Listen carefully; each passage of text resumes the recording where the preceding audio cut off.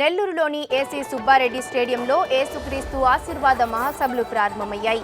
3 రోజుల పాటు ఈ సభలు జరుగుతాయి. మొదటి రోజు కార్యక్రమంలో బ్రదర్ అనిల్ కుమార్ హాజరై ప్రసంగించారు. యేసుక్రీస్తు ప్రేమ స్వరూపి అని, ఆయనకు కుల మతాలు లేవని బోధించారు. అందరి పాప క్షమాపణ కోసం సిలువలో ఆయన రక్తం చిందించారని అనిల్ చెప్పారు. మొదటి రోజు సభకు జిల్లా వ్యాప్తంగా ప్రజలు భారీగా హాజరయ్యారు. From today, ఈ రోజు మొదలుకొని all these 3 days, ఈ 3 దినాలు కూడా you will learn only about the truth and the truth and the truth alone.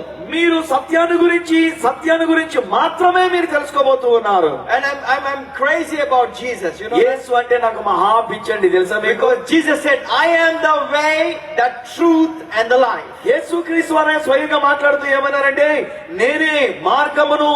You learn more about Jesus and Jesus alone. యేసుని గురించి ఇంకా అధికంగా మీరు తెలుసుకుంటూ యేసునే మీరు తెలుసుకుంటూ ఉన్నట్లయితే అది మంచిది మనకి. The truth is none other than Jesus. ఆ యేసే సత్యము.